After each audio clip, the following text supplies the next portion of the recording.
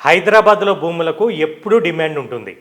అయితే ప్రస్తుతం real estate హవా కాస్త తగ్గుముఖం పట్టినట్లు అనిపించినా రానున్న రోజుల్లో మళ్ళీ రియల్ భూమ్ పెరగటం ఖాయమని నిపుణులు అంటున్నారు.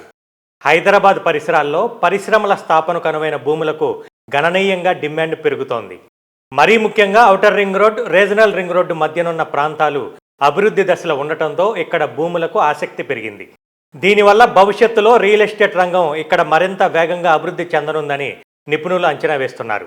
ఈ పెరుగుతున్న డిమాండ్ను ఆదాయ వనరుగా మార్చుకోవాలని భావిస్తున్న రాష్ట్ర రెవెన్యూ శాఖ, స్టాంపులు రిజిస్ట్రేషన్ల శాఖలు కీలక ప్రణాళికలను సిద్ధం చేస్తున్నాయి.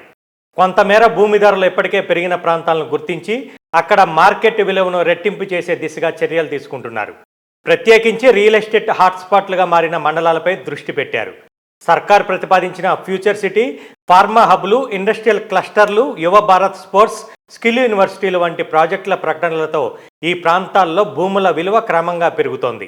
ఈ ప్రాజెక్టులు పూర్తయితే వేలాది ఉద్యోగ అవకాశాలు, వాణిజ్య అవకాశాలు రావటం వల్ల భూములపై ఆదాయం దృష్టిలో పెట్టుకొని పెట్టుబడిదారులు, డెవలపర్లు ముందుకు వస్తున్నారు.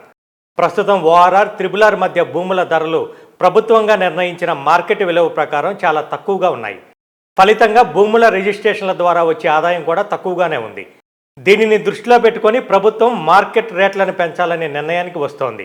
ఇది ఒక్క ప్రభుత్వ ఆదాయానికి మాత్రమే కాకుండా రియల్ ఎస్టేట్ మార్కెట్లో పారదర్శకతను కూడా పెంచుతుంది. ప్రస్తుతం రెవెన్యూ శాఖ సిద్ధం చేసిన ప్రతిపాదనలు త్వరలో సీఎం కార్యాలయానికి పంపించే అవకాశాలు ఉన్నట్లు తెలుస్తోంది. కొత్త రేట్ల వివరాలు అధికారికంగా ప్రకటించిన తర్వాత స్థానిక సబ్ రిజిస్ట్రార్ కార్యాలయాల్లో అందుబాటులోకి వస్తాయి.